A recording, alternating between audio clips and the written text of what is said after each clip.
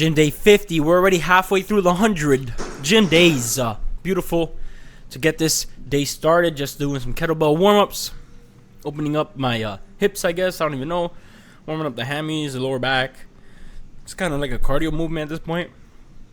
It's not that hard, but you know, I like it, and it's not too abrasive on the knee either, so it's good. It's a good warm up for me, and I'm gonna be doing it for leg day. You know, move that body, get the blood pumped. I'm progressively overloading this, I guess. I mean, they don't have heavy enough dumbbells. I mean, kettlebells.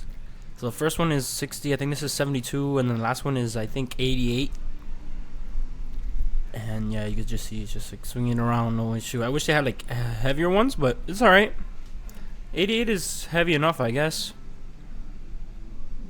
Plus, this is at the end of the day more like a cardio workout than anything. Do feel it in the glutes, you know, because you squeeze her at the top to push it through. You feel it in the hammies when you go down like that, and you gotta brace quick back up. Here's the 88 one, but it's not bad. You work it out. 88 or 80, something like that. But it's the highest one they had there today, so that's what I gotta do. Actually, let me look at my knees bending. Are they bending both? Yeah, they're both bending at the same time. Little leaning a little to the left though, I think, maybe? Yeah. That might have to be a little fixed. Probably just mentally a little scared I might, injure that right knee. But it's okay. Didn't feel bad, so that was good. Starting off with sussies. Why do I do the sussies now always first? I'm not really sure. It's just kind of, they're like just available. Always available. These things are always open. And I wanted to blast through this leg workout, so I was like, you know what? We're going to do the sussy machine first. Really focus on pushing through the sussies. They're getting really easy though. Doing them first, I don't know. Maybe it's just because I'm doing them full power. Like my legs are like fully strength. All these feel really easy. This one I used to not do full stack. Now I'm doing it full stack. Honestly, no issue. It's kind of wild, but I guess that's what happens when you're forced to do these more consistently and with more effort. There you go. You see, the full stack is just moving, but obviously I don't have the best. I was gonna say angle, like I can't open up the best, but at the same time, this machine specifically on this side, for some reason, doesn't close all the way. It's like a little broken or something. It stops right there. You see how the thing touches before my legs even get close to closing. So it's kind of weird. This one, I think I prefer the other machine because this gym has two machines. So I think I prefer the other one. Now I do like this one for the hip leg, whatever the closing ones. These I always forget these are called. Because this one I can actually I think I could put a 25-pound plate on it too, if I wanted to. Which today I didn't feel like doing. I was like, let me just do a little more slow and controlled here, closer to the end, just really feel out the muscle. You know, sometimes you don't have to really push too much weight, go quick. You can do it just slow and controlled. You'll get a similar, maybe even better, just stretch because you're just slowly opening. You're holding it better at the lengthened position here. You're pausing kind of there. And that's why this set is way slower than the beginning of the last one. Just trying to work it through. Really just squeeze that, pump it through. Almost like if you're slowly crushing something in between your legs. That's the plan. Squish through. Just touch them back around. These are good again. Like I said, and I've said before, these are good for width, leg width. Really nice to get that, that inner thigh width that you might just be lacking because when you don't directly target it or isolate it, it'll get secondarily targeted, yeah, for sure, no problem, but it's not as effective. Definitely just seen mad improvement just from doing this machine. So this is probably a staple now for me. Always gonna do this machine at least. The glute one, I don't know. Glute one, I'm just doing it to do it, just to strengthen up. It feels like comfortable. Plus I need to do more legs, so just decided to do that. Now we're doing we're slowly getting back into some stuff like these. Now of course I'm not doing the craziest ROM. I'm not going too high up on my legs. I'm doing more partials in a strengthened portion, and I'm not doing it too heavy so it doesn't bother my knee or affect my knee in any way.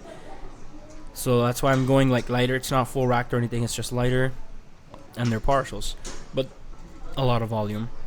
Definitely a lot of volume, just to really burn out my hamstrings, which it honestly does, and it honestly feels pretty good because since I'm doing them more partially, I feel like the hamstring has like more time under tension and in the strength and stretch portion.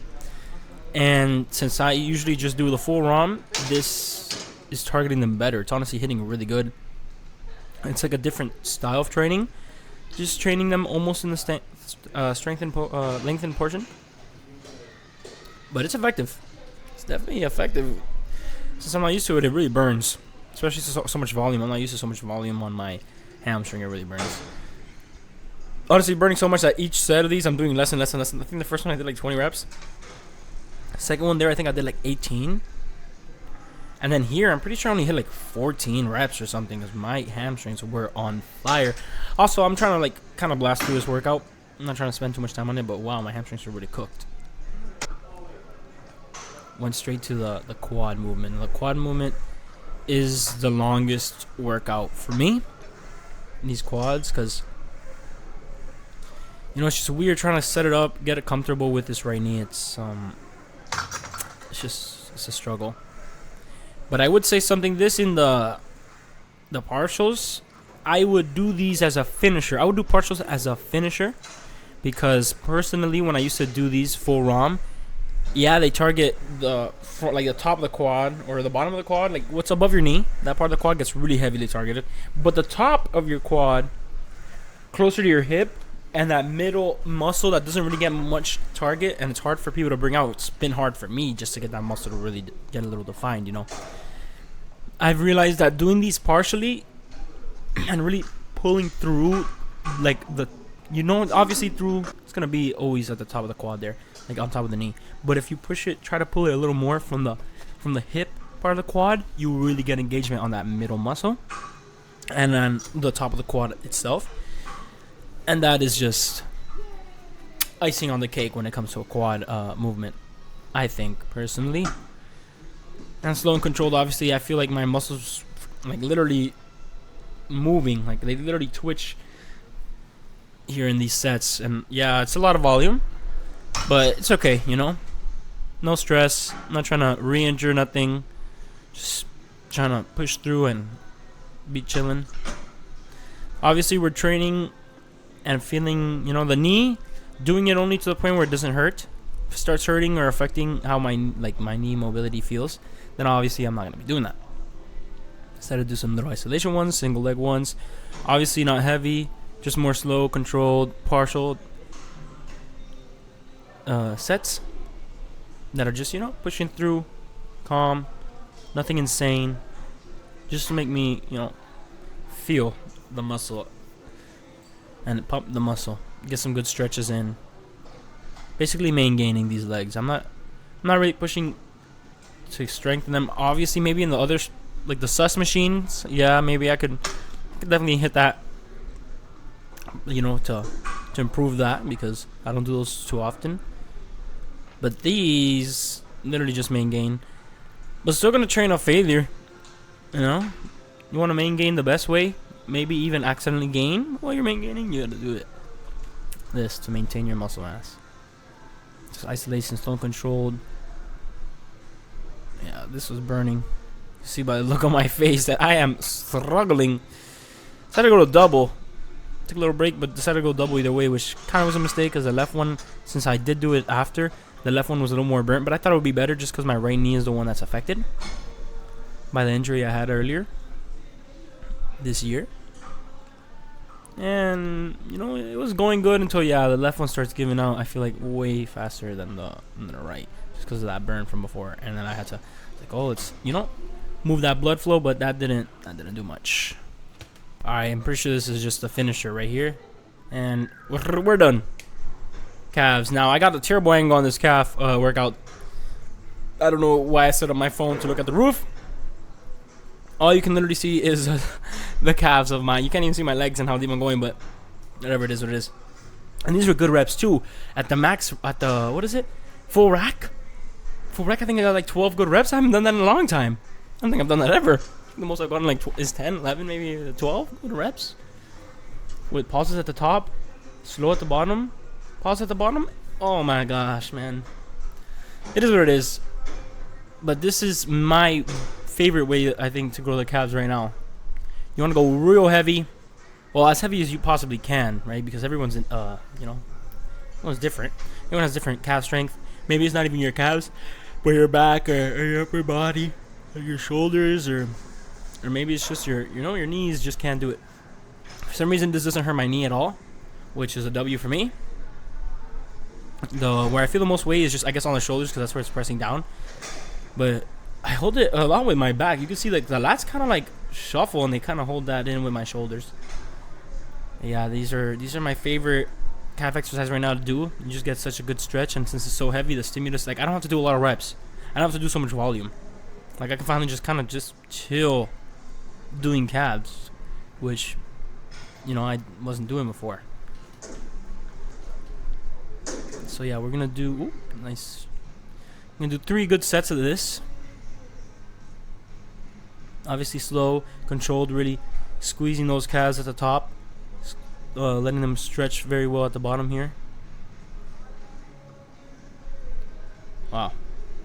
Honestly, it looks pretty good from the camera. I usually film this in like the wide angle, but since the gym was empty, I decided to do my normal cam, and it's not too bad. Not a bad look. Good sets, honestly. Good sets. Squeezing through there. Oh yeah, you see I'm struggling there. I don't know if I'll get another one. Okay, yeah, that's a finisher. Now I'm pretty sure yeah, no weight. I don't know why I stuttered though.